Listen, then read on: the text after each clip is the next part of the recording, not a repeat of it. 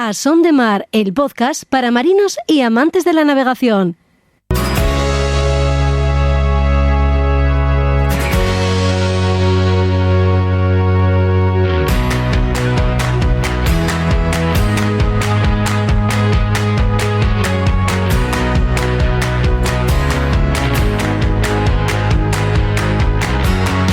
Hola a todos, ¿qué tal? Bienvenidos a otro podcast de A Son de Mar. Hoy ponemos nuestra atención en la historia de los faros de nuestras costas y nuevamente en la preparación que llevan a cabo los atletas que nos representarán en el equipo olímpico de vela de cara a los Juegos de París. Aunque ya presentes desde la antigüedad, caso del faro de Hércules, lo cierto es que la política seguida para la construcción y reglamentación de las señales emitidas por los faros en España es relativamente reciente. De sus inicios y sobre todo de cómo era la vida del torrero de faros en las primeras épocas en las que algunos emplazamientos suponían una verdadera condena, hablaremos con Enrique Pérez Campoamor, historiador que un buen día supo de la existencia de un antepasado farero, lo que le impulsó a investigar sobre estas construcciones marítimas tan apreciadas por muchos de nosotros. Los días pasan y los Juegos Olímpicos de París están cada vez más cerca. Marsella es el lugar elegido para que se disputen las competiciones de vela y nuestros atletas se preparan en todos los ámbitos con el equipo multidisciplinar que a su disposición ha puesto la Real Federación Española de Vela. Si en el anterior podcast hablábamos del conocimiento que deben tener del reglamento de regata, hoy lo hacemos de hasta qué punto deben dominar la meteorología. Para ello cuentan con el asesoramiento de Ricardo Arbañán, experto en ciencias físicas de la Tierra y meteorólogo de la Federación, que nos contará el proceso de formación que siguen nuestros regatistas en materia de meteorología. Librería Robinson abre siempre sus puertas para que conozcamos algunas de sus novedades o títulos más interesantes. Hoy no será una excepción y Juan Melgar vuelve para hablarnos de libros. Igual que lo hace Josu Jiménez, pero en su caso para hacernos navegar por la historia, rescatando marinos y gente de mar que por las Españas de ultramar y sus exploraciones han hecho grande la memoria de nuestra Armada. Y Roberto Bucetas, que este pasado fin de semana ejerció de patrón y anfitrión junto al resto de miembros directivos de la Escuela Superior de Marina Civil en la participación y organización de la regata Isastur Universidad de Oviedo, que tuvo lugar en la bahía de la playa de San Lorenzo de Gijón. Estos son los contenidos de hoy. Comenzamos.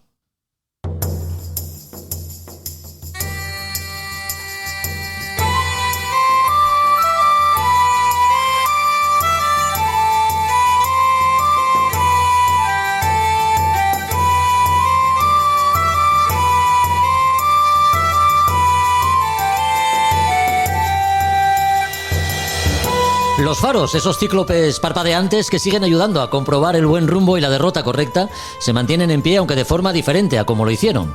El torrero de faros, convertido ahora en técnico de sistemas de ayuda a la navegación, para quienes no han conocido de cerca la profesión, quizá hayan perdido mucho del encanto de la persona romántica y solitaria que siempre mirando al mar velaba por la seguridad de barcos y navegantes. La realidad siempre fue muy diferente y aunque es cierto que muchos fareros eligieron esa profesión por pura vocación, no es menos verdad que tuvieron que asumir grandes desafíos y sacrificios que llegaron a pagar incluso con su vida. No es la primera vez que hablamos de faros en A Son de Mar, pero sí que lo hacemos con un estudioso en la materia por su formación como historiador y arqueólogo y porque indagando en su árbol genealógico descubrió que un antepasado suyo había ejercido como farero, lo que le llevó a investigar la historia de faros y de los torreros de faros. Enrique Pérez Campoamor, muy buenas. Hola, buenas tardes. Enrique, como historiador y persona que sabe manejarse entre documentos de otras épocas, extrayendo datos a los que dar cierta coherencia, ¿cómo fueron los primeros pasos en tu investigación en relación a los faros y quién fue José María Pérez Campoamor? Cuéntanos algo de su vida. La verdad es que el descubrimiento fue también tiene su interés, porque todo fue a raíz de una señora de Tapia de Casariego, sí. Una amiga mía, que me dijo, oye, creo que tengo una carta tuya de una tatarabuela tuya o algo así. Uh-huh. Y bueno, pues me enseña la carta y sí, resulta que era de una tatarabuela mía, de la cual solo conocíamos prácticamente su nombre, poco más. Y lo curioso de esa carta es que tenía un sello. Y en ese sello ponía Torre de Hércules. A mí me chocó muchísimo porque simplemente ponía eso, Torre de Hércules. Esa carta se convirtieron luego en 20 cartas que tenía esta señora.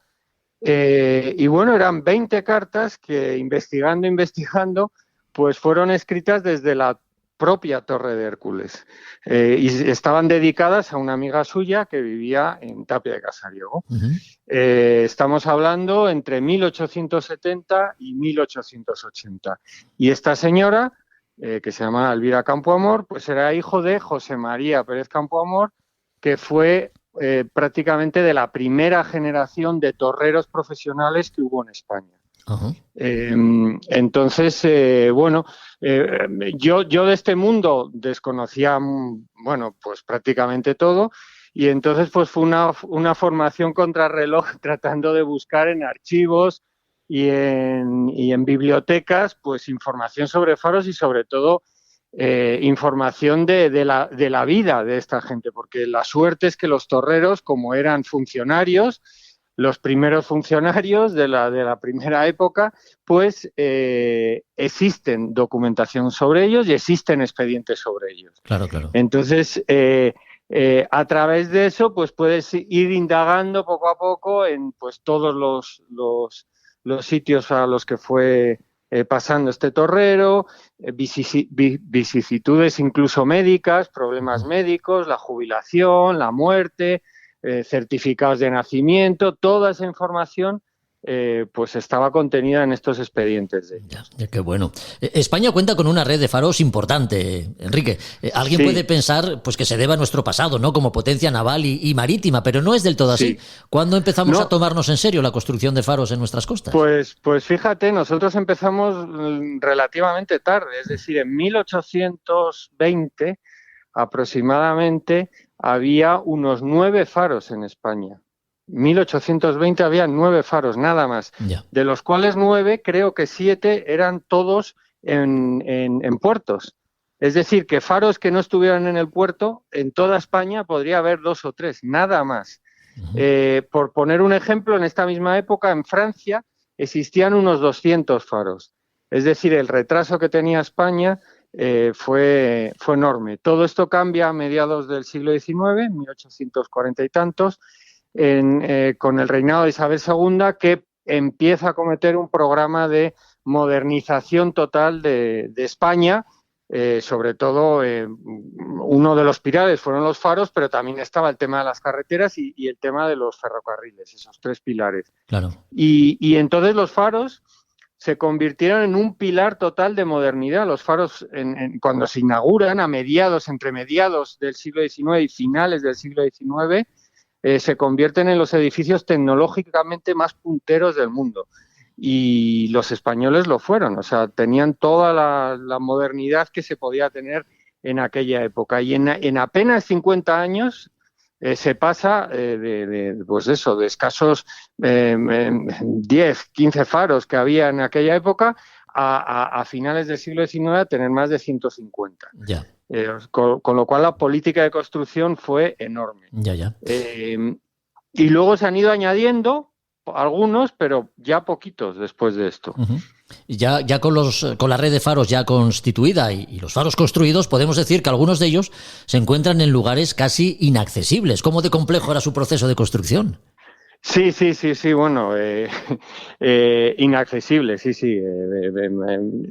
Y dentro de la mitología de los faros, España no tiene los faros tan de película que aparecen en las películas, ahí en medio de un risco, en medio del mar y tal. Bueno, España tiene alguno de ellos, pero no son tantos. En Francia tiene una línea de costa mucho más baja, y entonces el afloramiento rocoso es muchísimo mayor, y allí sí existen, por ejemplo, en Francia, en Inglaterra, faros de esos, de lo típico de las películas, que es un peñasco con una torre encima.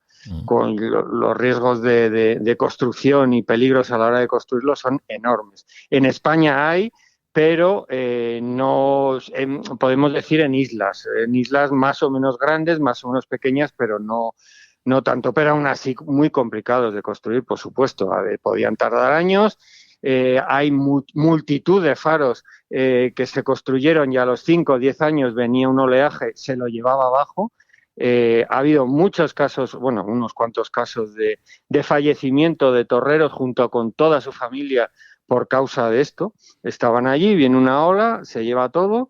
y fallecen todos, claro. Sí, sí. Entonces, los procesos de construcción, pues sí, eran muy complicados, muy complicados. Hablando de este tipo de faros construidos en lugares prácticamente inaccesibles, pues ahí tenemos los ejemplos de Tabarca o Columbretes, donde todavía se conserva el único cementerio farero de España, ¿no? Exacto. Bueno, creo que hay otro cementerio, pero bueno, este es quizá el más famoso. La isla de los Columbretes no estuvo mi antepasado, en Tabarca sí, pero bueno, ya es otra cosa. Pero Columbretes sí estuvo en Columbretes no estuvo, pero era un destino temido por todos los fareros. Simplemente, bueno, ahí se documentan casos de amputación de miembros, sobre todo de dedos, simulación de enfermedades e incluso suicidios simplemente por no ir a este faro. Claro. Porque las condiciones de vida eran durísimas. Las Islas Columbretes es prácticamente una media luna, es una isla con forma de media luna, que es lo que queda de un antiguo cono volcánico. Está a 50 kilómetros en medio del mar, en mitad del Mediterráneo. No hay nada, absolutamente nada a su alrededor. Y bueno, pues es una isla poblada de alacranes. Tal es así, tal proliferación había en el 19 y principios del 20, que alrededor del faro construyeron un pequeño foso que llenaron de agua a los fareros para evitar que los alacranes les mordieran, y también hay una especie endémica de víboras, con lo cual las condiciones eran horribles. Ya. Dependían de todo, de tierra para abastecerse. Y bueno, había veces que el barco no podía llegar, y con lo cual se llegaron a producir situaciones terroríficas de pasar hambre. Claro. Y bueno, y también eso, hay un cementerio, un pequeño cementerio allí, que hay enterrados 4 o 5 cuerpos principales. Algunos de ellos son de mujeres de fareros que cuando iban a dar a luz o tenían cualquier enfermedad gorda, no podían esperar a que llegara el barco y se morían. No. Y en los años 90, hubo una remodelación de ese pequeño cementerio y se llegaron a encontrar 20 cuerpos de niños enterrados en latas de conserva. Lo de las latas de conserva es muy significativo porque, claro, no había madera. Es una isla que nada, es la mínima expresión. Entonces, ¿dónde podían meter esos cuerpos? Pues en grandes latas de conservas que había en esa época, de pescado, de lo que sea, pues ahí los metieron. Y lo curioso de estos cuerpos es que no había constancia de ellos. Uh-huh. No se sabe ni cuándo nacieron, ni cómo murieron, ni de quién eran hijos, ni de nada. O sea, es terrorífico. Qué curioso, sobre todo tratándose de una profesión, como decías tú antes, de funcionario, en la cual estaba todo como muy burocratizado, ¿no? Es raro que este tipo de registros no se llevasen a cabo. Uh-huh. Exacto, lo que pasa es que la labor del funcionario en aquella época, pues claro, no es como ahora, evidentemente. Uh-huh. El farero trabajaba 7 días a la semana, 365 días al año. No tenía vacaciones. Sus únicas vacaciones eran cuando cambiaban de faro, que tenían un mes de permiso para tomar posesión del siguiente faro. Entonces, en ese mes, entre un faro y otro, pues podían tener vacaciones, y también tenían vacaciones si se ponían enfermos.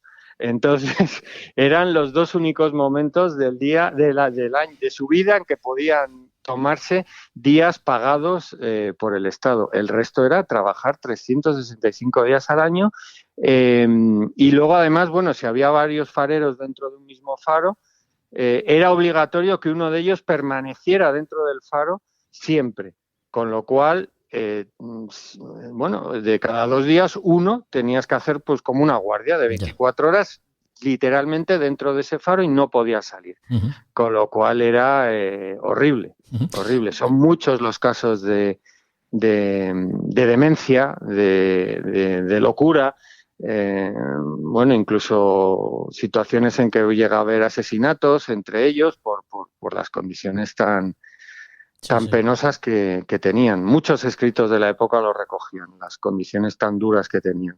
Pero aún así, era un oficio muy demandado y era un oficio de futuro en su época, porque era un oficio para toda la vida, que en esa época tener un trabajo, bueno, ellos decían que mal pagado, pero bueno, no estaba tan mal pagado, bueno, pues era toda una ventaja en esa época. Claro. Bueno, en los faros mejor ubicados, mejor situados, se daban otro tipo de circunstancias, ¿no? Pero en este tipo de faros de los que estamos hablando también, estos que están apartados de todo, ¿cuánto podía esperar un torrero por el acopio de víveres y suministros, por ejemplo?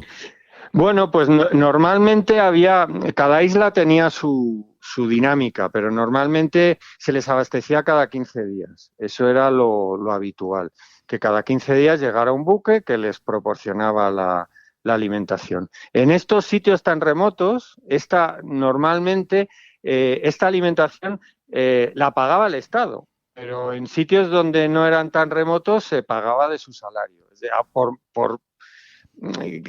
simplemente aunque fuera dentro de la península, pero en un sitio remoto ahí se lo tenía que pagar el de su bolsillo. En estos sitios lo pagaba el Estado. Y sí, cada 15 días, 20 días eran cuando llegaban los suministros. Sí. ¿Y los relevos? Es decir, de un farero por otro, ¿cuándo se hacían? ¿Cada cuánto se hacían? Sí, mira, en estos sitios tan remotos, como en estas de las Columbretes, normalmente los turnos eran de un año completo. Es decir, tenían que permanecer obligatoriamente un año. En sitios menos peligrosos o menos expuestos a la intemperie y tal, tenían que permanecer como mínimo 2 años en el mismo faro. O sea, que en esto se les premiaba un poco dándoles solo un año, un año completo y con paga doble además. Normalmente estos sitios se les premiaba con paga doble y a pesar de eso, como decía antes, se daban casos de amputación de dedos, simulación de enfermedades y todo este tipo de cosas por no querer ir. O sea, a pesar de que las condiciones eran relativamente buenas, nadie quería ir porque era horrible. Estar aislado de todo era realmente como estar en una cárcel. Sí, sin duda. Sí, claro que sí. Con tu familia, pero en una cárcel. Y con los riesgos añadidos en el caso de las Columbretes, estar rodeados de una fauna poco amistosa, como eran los alacranes. No, por supuesto. Duda, por supuesto. Claro. Ahí se da un caso también en Columbretes muy, muy curioso, que circula entre la leyenda y la realidad, pero bueno, cuenta las crónicas también de finales del 19 que hubo una vez un caso de un barco que, bueno, había una tempestad enorme, naufraga un barco, los náufragos son recogidos por los fareros de las Columbretes, los alojan en su casa, en el faro, les dan alimentación y tal, pero la tempestad no amaina y la comida empieza a escasear, la tempestad sigue sin amainar y se acaba la comida. Con lo cual se sucede, yo creo, el episodio más truculento de la historia farera de España, que es que los náufragos, ante no poder aguantar ya sin comer, pues proponen a los fareros comerse a la hija pequeña de uno de los fareros. Madre mía. O sea, antropofagia. O sea, lo de la película esta del avión se queda corto con esta historia que estoy contando. Los fareros, por supuesto, se niegan, se refugian en el faro, se hacen fuertes allí. Los náufragos empiezan a tratar de derribar la puerta de acceso para entrar al faro. Y en ese momento parece ser que vislumbran al fondo el barco de suministros y que consigue llegar al faro y bueno, pues ahí se acaba la historia. Pero la idea era esa, o sea, la desesperación ante la falta de alimentación, ante unas condiciones climatológicas extremas, pues se llega a pensar eso. Y también en una época en que, claro, la gente tenía muchos hijos, muchos se morían, entonces, pues bueno, te quitas uno, pues tampoco pasa nada. Terrorífico. Terrorífico. Y eso estamos hablando de hace 150 años, o ni eso. o ni eso. Respecto a los materiales de combustión, bueno, leña, no sé si carbón, aceite de ballena, incluso de oliva, con el precio que tiene ahora. Sí, Posteriormente llegaría la electricidad, Enrique. ¿Cómo fue la evolución de los faros y cómo era el trabajo de torrero en situaciones tan diferentes? Porque no sería lo mismo mantener el resplandor de un fuego que la luz eléctrica, ¿no? claro, claro. Mira, hasta el siglo XIX, o sea, hasta esta época que estamos hablando de la profesionalización, Sí. generalmente los faros eran nada, eran simplemente una hoguera en una torre más o menos alta o en la cima de una montañita en un litoral de la costa. Poco más, poco más. A raíz de esta profesionalización empieza a avanzar todo y en España, por ejemplo, como era el recurso más común, se utilizaba aceite de oliva. Un aceite de oliva muy, muy, muy refinado que daba una luz más potente. Aún así, el poder calorífico del aceite pues es muy bajo comparado con las modernas luces. En otros países que no tenían aceite de oliva, pues usaban, como en Inglaterra, que era la potencia mundial en la explotación de las ballenas, pues usaban aceite de ballena y en Francia, por ejemplo, usaban sobre todo parafina.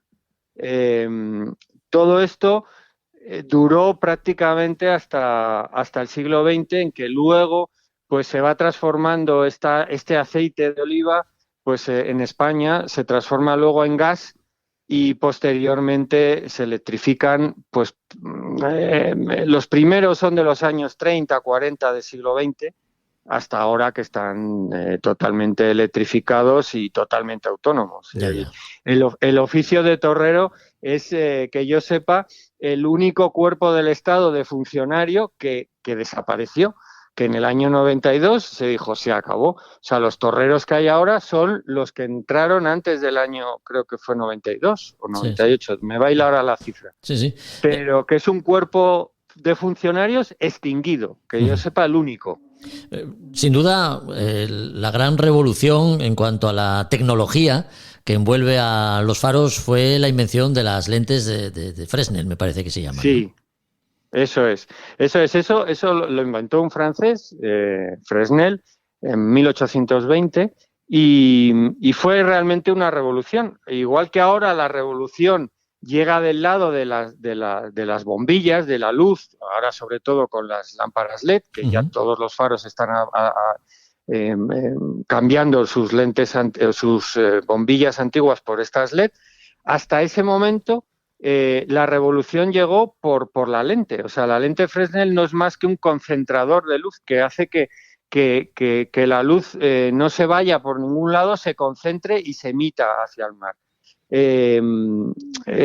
No son más que cristales, o sea, que es lo que vemos externamente de la bombilla, de la zona alta, de la linterna de un faro, que son esos cristales que rodean la luz. Esos cristales lo que hacen es concentrar la luz con prismas y con otras tecnologías y hacen que sea visible a mayor distancia. Las lentes Fresnel se hacían en Francia y se exportaban a todo el mundo, tenían la exclusiva.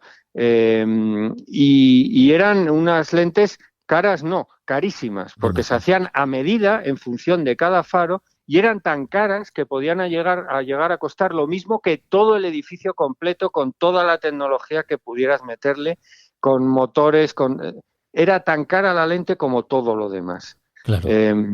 Carísimas. Eran además, bueno, pues en función del tamaño, si era un faro de primera categoría, o sea, los que más potencia tienen, podían llegar a medir hasta 3 metros, 2 metros y pico de altas. Todo de cristal, todo hecho a medida, bueno, pues era algo carísimo, caro no, carísimo. Qué increíble, todo era grande en torno a los faros. Sí. Todo era desmesurado, hasta las historias humanas. Mira, en 1898 hubo una exposición en París. Sí. Una de las que había, porque en esa época había muchas exposiciones universales, y el pabellón español, por ejemplo, en esa época, 1890 y tantos, uno de los elementos que expuso allí fueron maquetas de faros. O sea, como la gran revolución que llevaba a España a esa exposición universal de París. Eran maquetas de faros y fotografías de faros, y eran parte de lo que se exponía como la gran innovación o la gran aportación que hacía España a la ciencia en aquella época. Hay que ver. Tal eran así los faros. Eran edificios que ya han perdido esa connotación de adelanto técnico, pero en aquella época causaban auténtica sensación. O sea, una lente que emitiera una luz que pudiera ser percibida a 30 kilómetros con unos destellos exactos, que se movían, que rotaban, pues era algo, el no va más. Claro, el no va más. Increíble para la época, claro que sí. Sí. Bueno, pues hace unos meses asistimos a una conferencia en el Museo Marítimo de Asturias, Los Guardianes del Mar, homenaje a los torreros de faros, y la impartías tú. Así que, sí, de ella hemos sacado algunos de los datos que hemos expuesto en esta entrevista. Así que, Enrique, agradecemos mucho tu compañía. Ha sido un placer entrevistarte estos minutos para saber algo más sobre faros y quienes tanto se sacrificaron, ¿no? Porque su luz no se apagase nunca. Fueron los torreros de faros, que ya son, como decimos, pues una profesión en extinción. Así que muchas gracias por acompañarnos y nada, hasta otro momento, porque no sé si seguirás investigando en relación a la historia de los faros, o eso lo has aparcado ahora mismo de momento. No, bueno, sí, sigo, aunque ahora estoy con otro tema que, ya más adelante te revelaré porque es un poco secreto, pero también tiene que ver con el mundo del mar. Ah, qué bien. Apasionante también, pero no quiero decir nada porque todavía está sin escribir y sin acabar el tema, pero también otro tema fascinante también relacionado con el mundo del mar. Pero sí, sigo investigando con los faros porque me gustaría, por lo menos los faros asturianos, tenerlos más documentados desde el punto de vista social, es decir, quiénes fueron los fareros de cada uno de ellos y cuál fue su devenir histórico a través de los faros y su historia, porque me parece muy importante rendirles un homenaje a esa gente. Pues tomamos nota y te esperamos para una próxima ocasión. Un abrazo fuerte, Enrique. A ti, hasta luego. A Son de Mar, el podcast de Jorge Uría. Quietly protective of my heart to reassure that I couldn't break to pieces and be left alone once more. If you hadn't been so patient, you'd be easy to ignore. You put up with all my till you didn't anymore. And now I stand here calling at your door. Oh, now I stand here calling at your door. Yeah, I'm yours anywhere you want. Yeah, I'm yours, and now we're singing.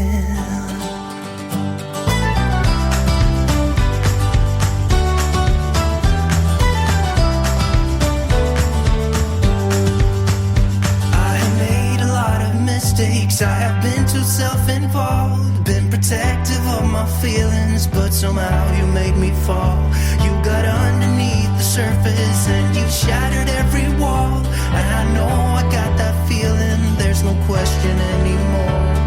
And now I stand here calling at your door. Oh, now I stand here calling at your door. Yeah, I'm yours anywhere you want. Yeah, I'm yours, and now we're singing.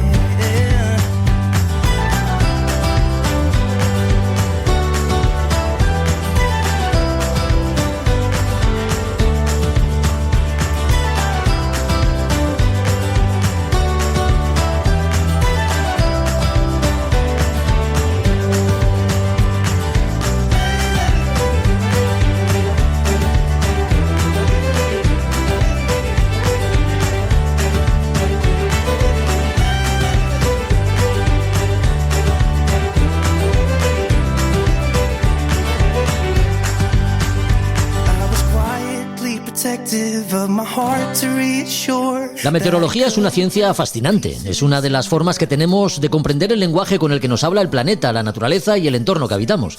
Tanto es así que hay disciplinas deportivas que tienen en el conocimiento de la meteorología y el manejo de sus herramientas una de las bazas principales para hacer un buen papel en cualquier competición. La vela es sin duda una de ellas, y como en el anterior podcast hemos puesto la proa a los Juegos Olímpicos de París, pues mantenemos el rumbo para seguir conociendo de primera mano la preparación que llevan a cabo nuestros atletas del equipo olímpico de vela. En materia de meteorología, el encargado de que nuestros regatistas tengan el dominio adecuado de la lectura de las condiciones que se vayan a encontrar en el campo de regatas es Ricardo Arbañán, meteorólogo de la Real Federación Española de Vela. ¿Qué tal, Ricardo? ¿Cómo estás? Chao, muy bien. Muy buenas. Gracias. Gracias a ti por acompañarnos. El deporte de la vela, Ricardo, vive del viento que repercute en el agua sobre el que se navega. Viento y mar son dos elementos que hay que conocer y dominar. En este sentido, ¿qué tipo de formación reciben nuestros atletas del equipo olímpico de vela? Exacto, sí. La vela claramente está controlada totalmente del mar y el viento. El papel que tengo es difícil cada vez porque los atletas tienes que comprender muy bien lo que puede pasar en el campo para hacer una estrategia lo más ganadora posible y anticiparse, se puede, la decisión en el campo antes que de otros deportistas. Entonces, el trabajo que hago es interpretar el campo, interpretar lo que puede pasar en temas de viento, de la ola, de la corriente también del mar, y pasarlo a los deportistas con un parte. Pero por los juegos tenemos otra tipología de trabajo que se llama call book. Es un análisis de muchos años que me permite tener un patrón de comportamiento para cada campo de regata, y porque cada campo en una bahía puede tener un comportamiento muy diferente. Ya. Entonces, en función del range de viento, de la tipología de contexto meteo, tenemos información para cada campo de regata, y cada entrenadores y deportista puede tener una interpretación específica para el campo. Esto para la estrategia, sí, es muy importante. Los modelos meteorológicos que sigue un regatista oceánico no son los mismos que pueda atender el de unos Juegos Olímpicos, que quizá deba estar más pendiente de las condiciones locales, ¿no? Sí, seguro. Y la verdad es que existe mucho modelo matemático, existe mucha plataforma que habla de meteo, pero son datos para más general. Para la navegación necesitamos de datos muy puntuales, local. Hemos hecho un trabajo hemos creado un modelo matemático para la bahía de Marsella con una resolución muy alta y que tienes en cuenta lo que puede pasar a nivel local. Claramente no existe matemática que puede acertar todo. Entonces el trabajo que hago yo todos los días es hacer briefing cada mañana, cada día con los deportistas, para mirar los datos que pone el modelo matemático y tener en cuenta todos los que puede pasar en tema de efecto local, en tema de orografía. Por ejemplo, la bahía de Marsella está muy afectada a la orografía. Ya. Entonces vamos a poner cruzar estos datos, ¿no? El modelo matemático y la interpretación. Claro, porque ¿qué se marca como prioridad, Ricardo? ¿El viento o viento y mar tienen la misma importancia a la hora de leer las condiciones sobre el campo de regatas? Yo creo que lo más importante es entender lo que puede afectar el viento. Entonces, por ejemplo, puede ser la presión atmosférica, la inestabilidad, las nubes y el calentamiento que está en tierra. Estos son fenómenos que se sobreponen al viento, y estos son lo más importante de entender. Ya. Marsella, ya nos has dicho, es el entorno escogido para que se lleven a cabo las competiciones de vela de estos próximos Juegos Olímpicos de París. Y también nos has comentado que lleváis tiempo estudiando modelos y comparando gráficas y datos meteorológicos de todo tipo. ¿Qué características concretas tiene la zona de regatas? Es una bahía muy difícil, la verdad. Es que aquí está muy afectada la orografía, tenemos mucha montaña en el alrededor, entonces el viento, en función de la dirección, del range de dirección que tienes un comportamiento muy diferente. Entonces, entender en esta bahía cómo la orografía afecta el viento en cada campo en la valla es el tema principal y más difícil. Hemos hecho un trabajo bastante importante sobre esto, tenemos mucha estadística y dato interpretado, me parece que estamos en un buen nivel y de confianza y creo que hemos hecho un buen trabajo. Ya. No, bueno, y seguro que quienes tienen encomendada la labor de escoger el lugar donde se vayan a disputar las competiciones de vela de unos Juegos Olímpicos lo harán buscando cierta complejidad para que los regatistas no lo tengan nada fácil. Como nos comentas, es el caso de Marsella, ¿no? Sí. La verdad es que es importante tener una comunicación más simple posible para el regatista y hemos hecho un trabajo muy importante. El tema de la meteorología es así difícil en una valla así complicada como Marsella y es importante hablar con el entrenador, con los deportistas con temas fácil de entender, fácil de tener en la cabeza, porque lo que la regata tienes muchas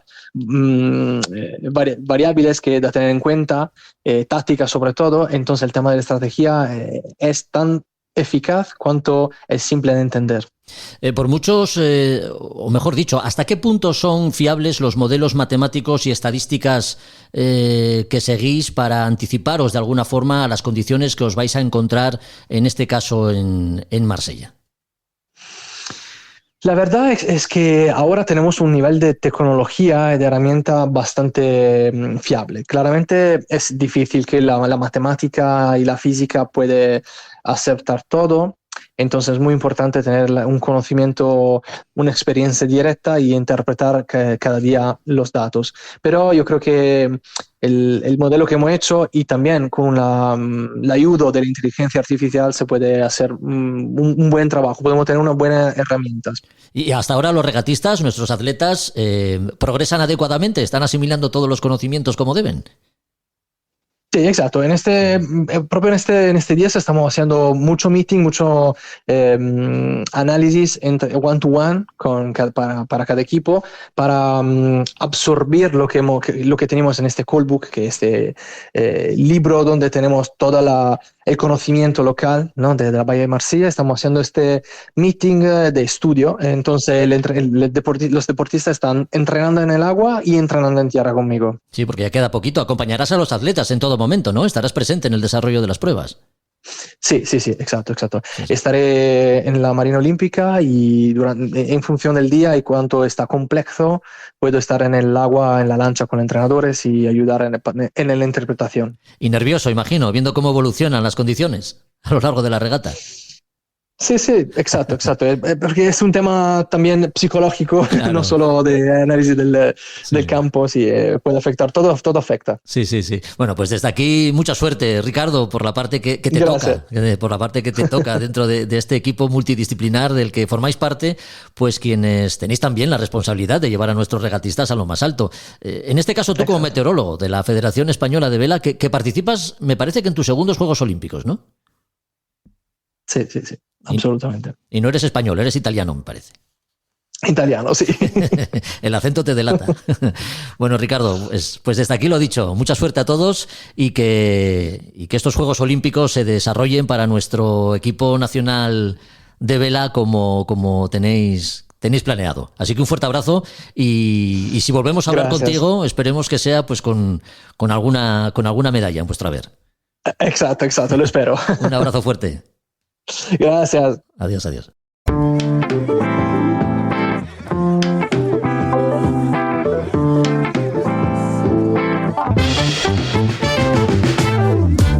Llevar a bordo un libro siempre es recomendable. Amarrar a puerto o durante una placentera navegación, la lectura es una actividad que puede acompañarnos en cualquier momento. Por eso damos ideas en A Son de Mar de libros que pueden ser de tu interés. Lo hacemos con Librería Robinson. Juan Melgar, ¿qué tal estás? Muy buenas. Hola Jorge, encantado de estar aquí. La novedad editorial de hoy lleva por título Operación Pedestal, la flota que luchó en Malta, 1942. Un libro que recrea uno de los pasajes de la Segunda Guerra Mundial, podríamos calificar como más dramáticos y a la vez más olvidados, ¿no? Pues sí, no era un acontecimiento especialmente conocido, la verdad, y ahora pues lo ha traído de actualidad una vez más, bueno, o lo ha sacado un poco a la luz o lo ha actualizado, como que dice. Sí. Max Hastings con este libro. La verdad que está muy bien, muy interesante. Sí, sí. Un libro que tiene como, digamos, escenario de operaciones la isla de Malta. Toda guerra es cruel por definición, Juan. Las privaciones y los dramas humanos y personales pues están ahí a la orden del día, ¿no?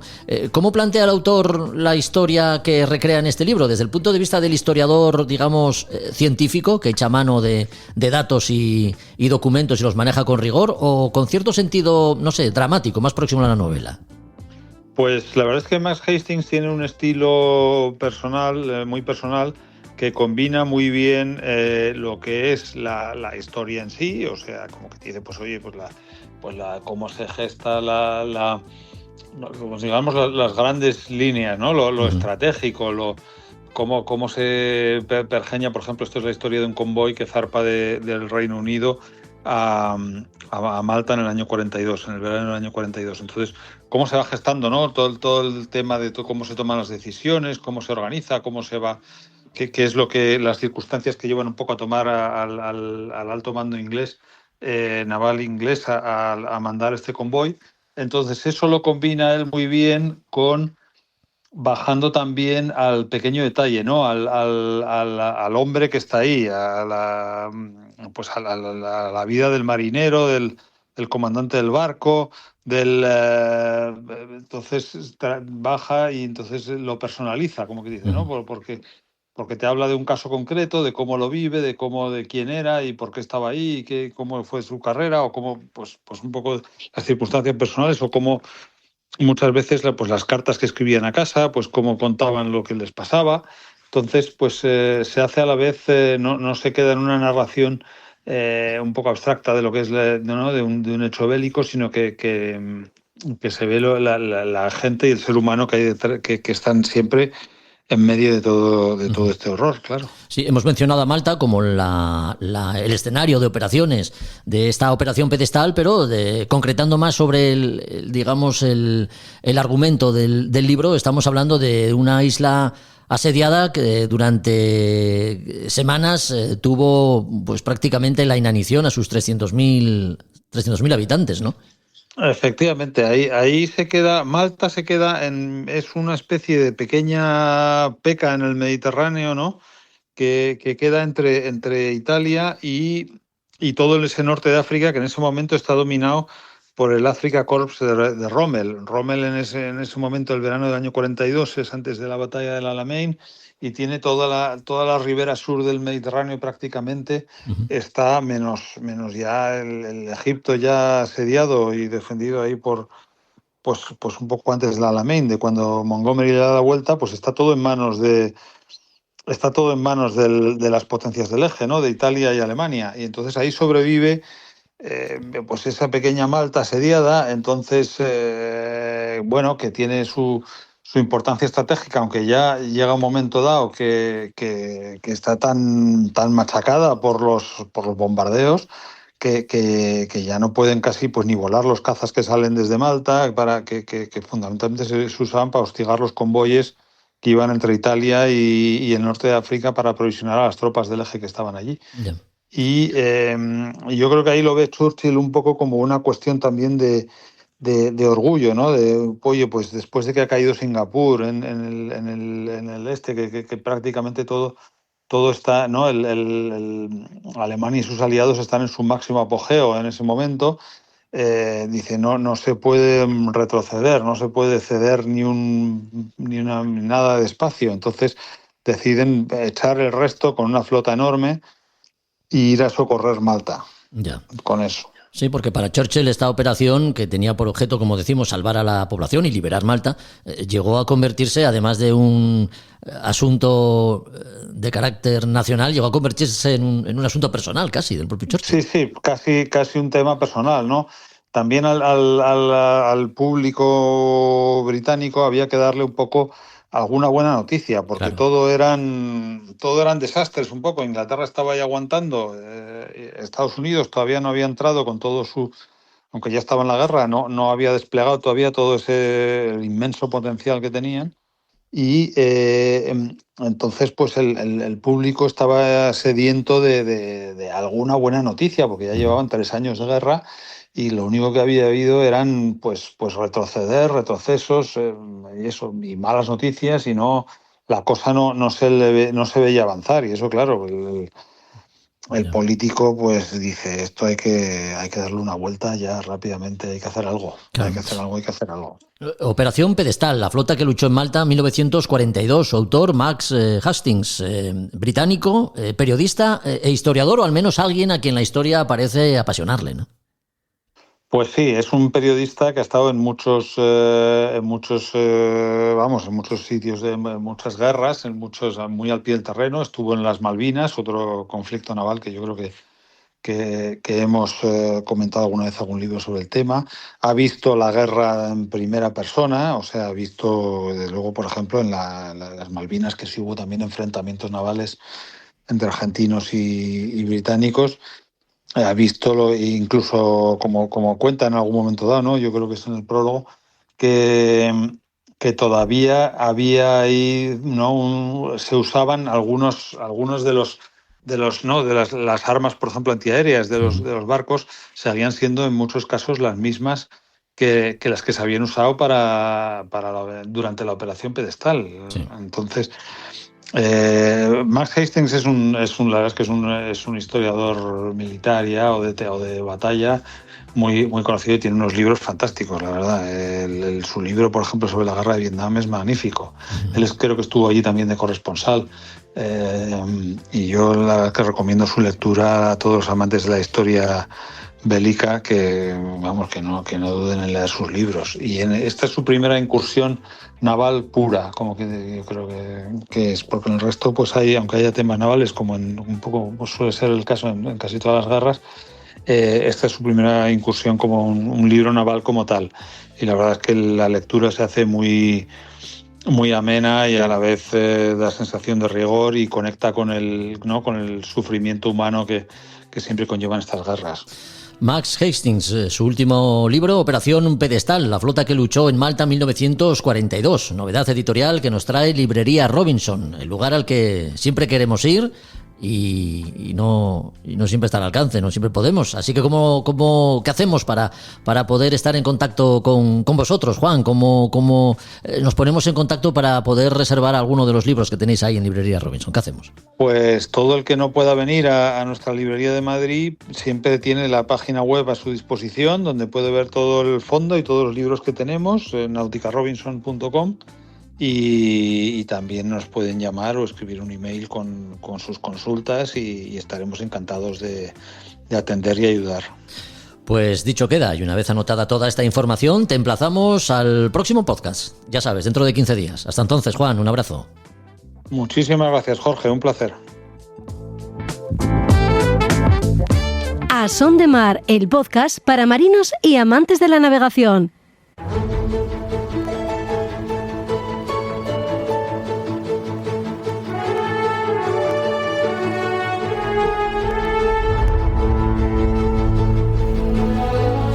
Los vientos del pasado nos impulsan a navegar por las Españas de ultramar y sus exploraciones, conociendo la vida y obra de todos aquellos que han aportado algo a nuestra historia. El nombre de hoy es Rosendo Porlier y Sáenz de Arteguieta, del que se dice que fue el primer hombre en pisar la Antártida en calidad de comandante de la San Telmo. Pero queremos saber más detalles de la vida de don Rosendo, y para eso tenemos a Josu Jiménez al otro lado del teléfono. ¿Qué nos cuentas de este hombre, Josu? Muy buenas a todos desde el Muga. Pues os voy a contar la historia de Rosendo Porlier, que es un hombre, vais a ver que es muy interesante en todos sus aspectos, desde el principio hasta su final incluido. Y este hombre nació en la ciudad de Los Reyes, como se conocía, que era la actual Lima, que era la capital del Virreinato del Perú. Su padre era un doctor, un marqués. Él realmente no tenía esa procedencia del mar, pero él tuvo una inclinación hacia esa carrera, y entonces a solicitar, y el 28 de enero de 1736 sentó plaza en Cádiz, en la Real Compañía de Guardia Marinas.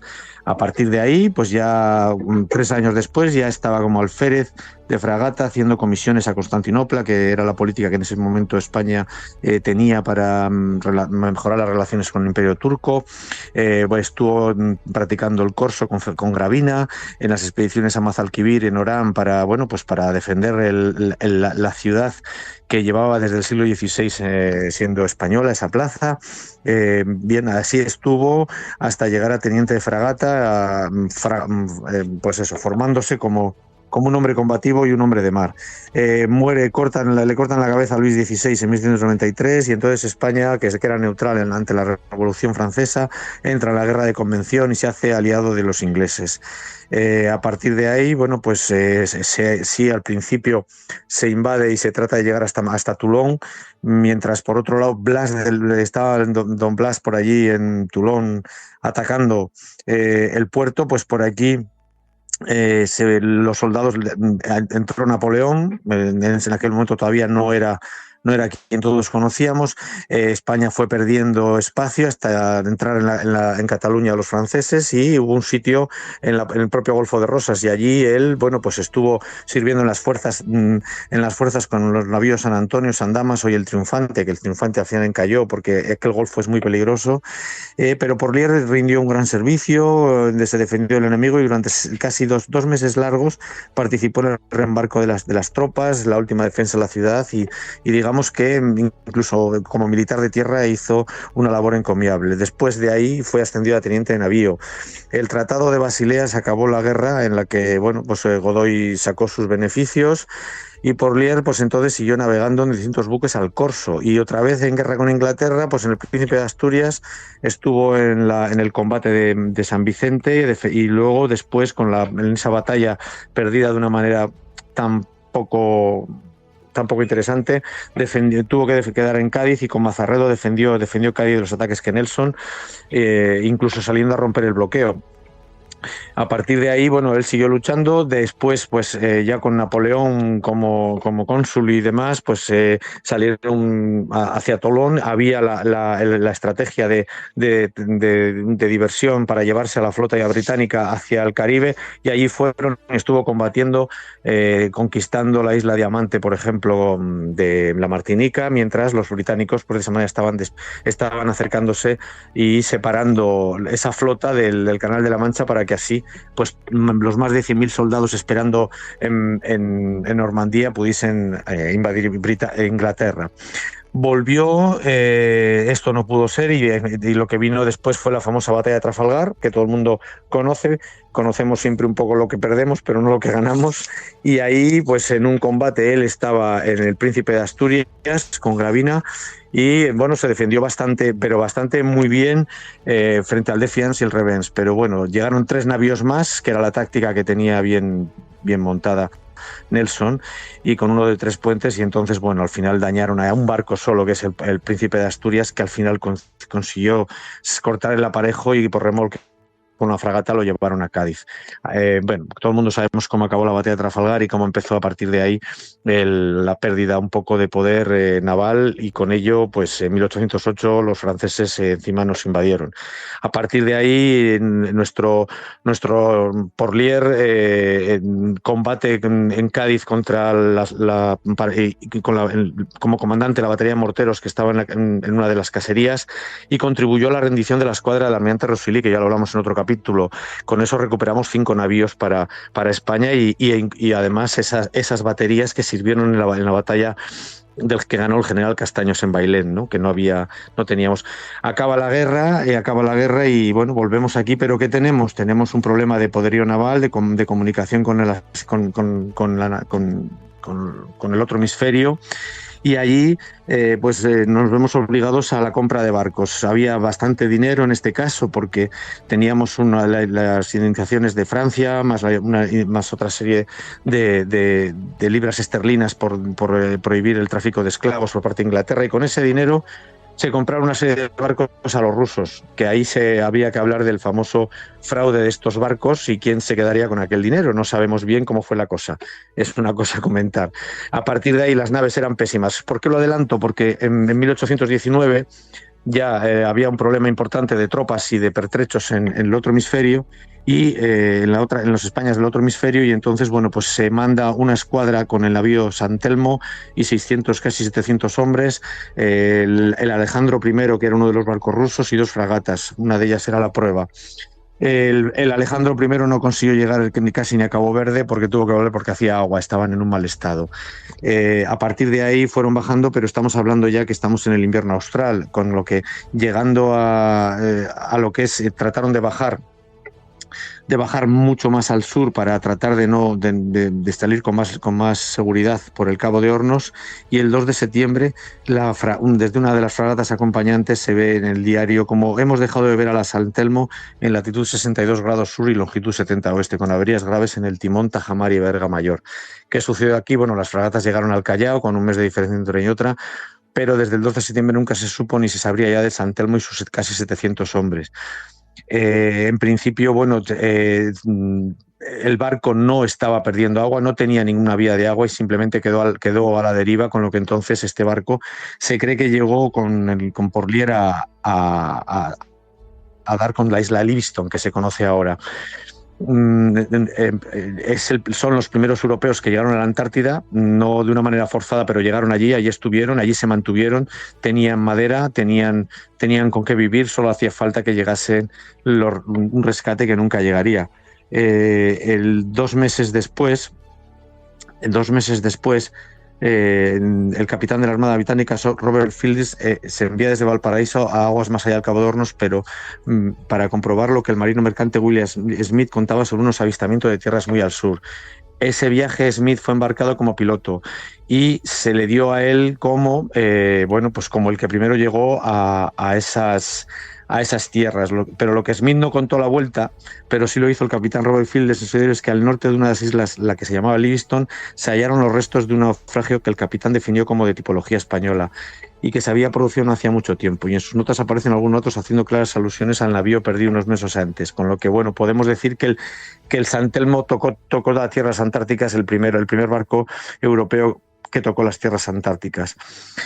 Más tarde, Wedel, un ballenero que realizó cartas y descripciones, encontró también los restos de un navío de guerra español de 64 cañones, que sería el San Telmo.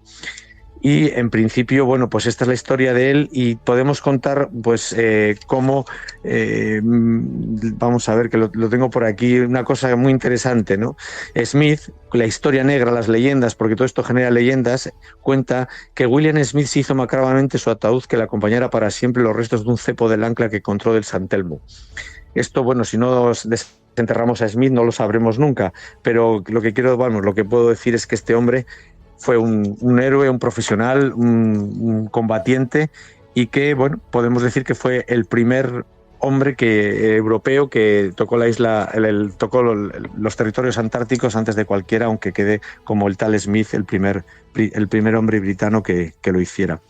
Y esta es la historia de Porlier, que luchó en la Guerra de Independencia, combatió en todos los mares y dejó su piel junto con sus hombres en la Antártida, el primero. Pues ahí está. Si tuviésemos que poner como ejemplo la vida de un marino de finales del siglo XVIII, principios del XIX, sin duda este ejemplo pues sería la vida de Rosendo Porlier y Sáenz de Arteguieta. Constantinopla, Orán, el combate de Rosas, la batalla al Cabo San Vicente, también estuvo en Martinica y por supuesto no podía faltar en la batalla de Trafalgar. Él ha sido protagonista en el podcast de hoy.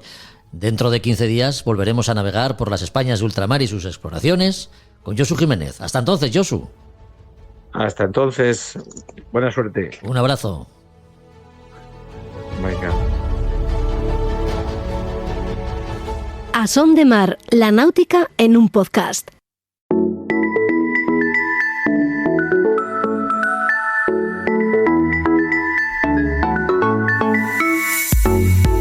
Vigésima edición de la regata Isastur Universidad de Oviedo, la celebrada el pasado fin de semana en aguas de la playa de San Lorenzo. La bahía gijonesa volvió a albergar a los barcos que han disputado este trofeo veraniego ya consolidado en el calendario de regatas. Un trofeo que ha vuelto a recordar la figura de Daniel Ponte, quien fuera profesor en la Escuela Superior de Marina Civil y un destacado miembro de su equipo de regatas, compañero de nuestro amigo Roberto Bucetas. ¿Qué tal, Roberto? ¿Cómo estás? Muy buenas. ¿Qué tal? Buenos días, Jorge. Un saludo. Como patrón del equipo de regatas a bordo del Isastur Universidad de Oviedo y profesor en la Escuela Superior de Marina Civil y, por tanto, uno de los organizadores de esta prueba, enhorabuena, Roberto, porque ya van 26 ediciones.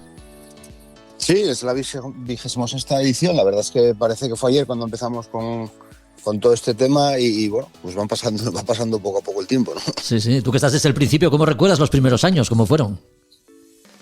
Bueno, los primeros años, siempre gracias a la colaboración, por supuesto, del Real Club Asturias de Regatas, que es el coorganizador con la de la prueba junto con la Universidad de Oviedo. Sí. Se empezó, como las primeras regatas que se estaban haciendo, estaba el Villa de Gijón, estaba el Trofeo de Primavera, el Trofeo de Otoño. Se buscaba una regata a principio de temporada de verano, se buscó la fecha siempre, el último fin de semana de junio, que se lleva respetando desde los inicios y como todas las cosas al principio, con mucha ilusión, con mucho trabajo y que poco a poco se fue consolidando dentro del calendario de regatas y que llegamos al día de hoy, ¿no? Oye, ¿cómo se acogió la idea en su día en el ámbito universitario? ¿Coincidió con la creación del equipo de regatas de la universidad o eso es cosa mía? Sí, las dos cosas fueron casi unidas, vinieron de la mano, ¿no? Se empezó a navegar con los barcos que teníamos en la Escuela Superior de la Marina Civil, que era el cuarto día de cálculos y el Espumeru.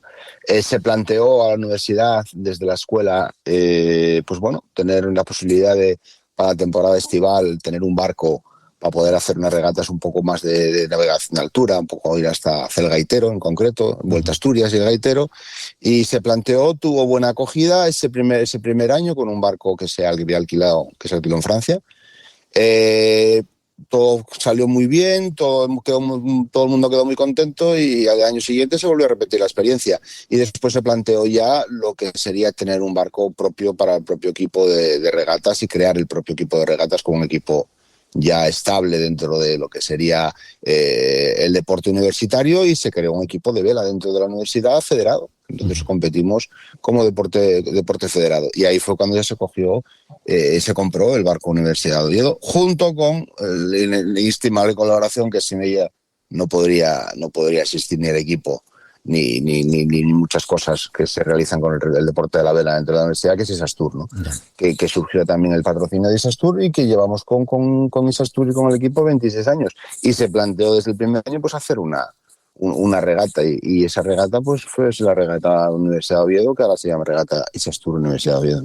Un equipo de regatas, el de la universidad, que se nutre de alumnos de la escuela para su propia formación también. Sí, el equipo surge desde la Escuela Superior de la Marina Civil, pero está abierto a toda la comunidad universitaria y hay gente dentro del equipo de otras facultades, de otras escuelas, ¿no? Pero el núcleo surge desde la propia escuela, la gestión del propio equipo se lleva desde la escuela desde el Servicio de Deportes de la Universidad de Oviedo. Pues hablando de la presente edición de esta regata Isastur Universidad de Oviedo, tenemos que decir que el equipo de la universidad ha vuelto a dar el do de pecho en dos de las categorías, ¿no? que se disputaban en esta prueba. Sí, la prueba es una prueba de una regata de crucero de la clase IRC, que en 3 categorías, son 3 clases, en función del tamaño y del el rating que tenga cada una de las embarcaciones, y existe clase 1, 2 y 3, ¿no? Los barcos del equipo compiten en clase 2, el Universidad de Oviedo Isastur, y en clase 3 compite el Espumeru, y hemos tenido la suerte de poder liderar las dos categorías, ¿no? Entonces, podemos decir que ganamos en 2 de 3. Eso sí, la verdad, orgullosos, ¿no? de ese resultado, que no podemos quejarnos. Sí, 2 días de regata, sábado y domingo, con tiempo cambiante de uno a otro, viento flojo del norte-noroeste el sábado y cambio radical el domingo, con un nordeste fresquito. Sí, la verdad es que fue un poco inestable el sábado. Pocas previsiones de poco viento que se cumplieron, con vientos del cuarto cuadrante, hasta los 8, 9, 10 nudos, no creo que hubiera más, y con algo más tendida del norte, aproximadamente 1,5 metros. Y el domingo ya cambia para vientos del primer cuadrante, nordeste, este-nordeste, y subiendo hasta las 11, 12 nudos, condiciones ideales para navegación. 2 recorridos en la bahía de Gijón, aproximadamente de 1,5 millas cada uno de los días, y con 3 tramos de ese recorrido Barlovento-Sotavento para todas las clases, porque el resultado la regata permite tener clasificaciones en las 3 clases y una general absoluta, ¿no? Que bueno, hay que decir que hemos comentado clase 2 y clase 3 porque es lo que nos toca y lo que tenemos que nosotros poner en valor.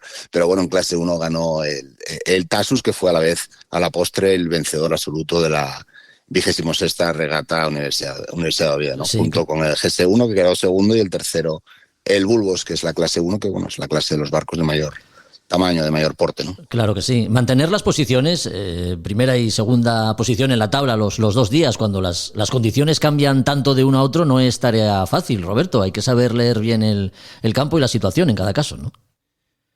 Sí, fueron días muy, muy, muy distintos. Son días de poco viento, con concentración máxima. Pues llevar una buena lectura del campo de regatas para poder hacerlo lo mejor posible. Sí, fueron días un poco distintos, pero bueno, podemos decir que fueron 2 días de no mucho viento, ¿no? Entonces, bueno, pues eso es una cosa que cambia bastante en cuanto a lo que sería la vida a bordo y las maniobras y la concentración, y todo el mundo a sotavento. Bueno, modo poco viento. Estamos en modo poco viento. Sí, ya me han chivado que uno de los profesores de la universidad que regatea, me parece que en el Espumeru, suele decir que el silencio... ¿Cómo es? El silencio es... El silencio es velocidad. Exactamente, sí. No me puedo es una serie de refranes asociados al tema de la vela, y cuando se ve que hay un poco de barullo a bordo, pues bueno, la frase es decir, el silencio es velocidad, todo el mundo concentrado a lo suyo, porque bueno, al final es lo que hace que el barco pueda ir rápido, ¿no? Más rápido. Uh-huh. Tal cual. Lo más rápido posible, ¿no? ¿Y cómo salió todo, Roberto? ¿Contentos desde la organización?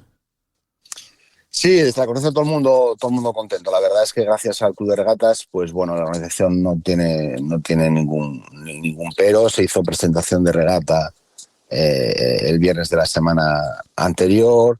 Se hizo lo que son las dos pruebas, ciñéndonos a lo que sería los recorridos y el calendario programado para la competición, para la prueba. Después entrega de premios en el propio Club Regatas el mismo domingo de finalizar la regata. Pues patrocinadores, organizadores, yo creo que no salió todo más o menos a la perfección.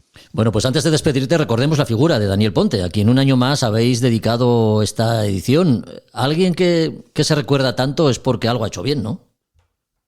Sí, por supuesto, es la 7ª memorial.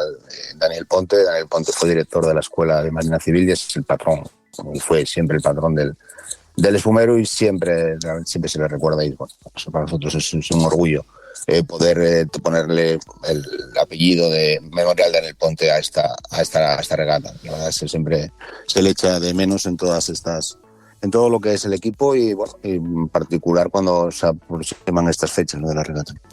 Pues 26 ediciones ya de una regata que se ha dejado ver de nuevo en aguas de la playa de San Lorenzo, en Gijón. De la regata Astur, Universidad de Oviedo. Hemos hablado estos minutos con uno de sus regatistas y organizador, con Roberto Bucetas. Gracias, Roberto, por la compañía. Hasta el próximo podcast. Gracias a vosotros por dar eco a esta prueba. Faltaría. Un abrazo. Un abrazo.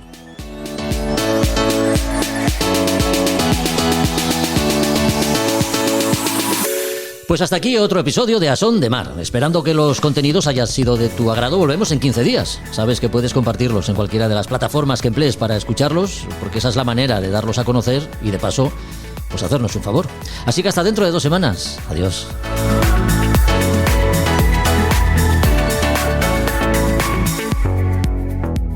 A Son de Mar, el podcast de Jorge Uría.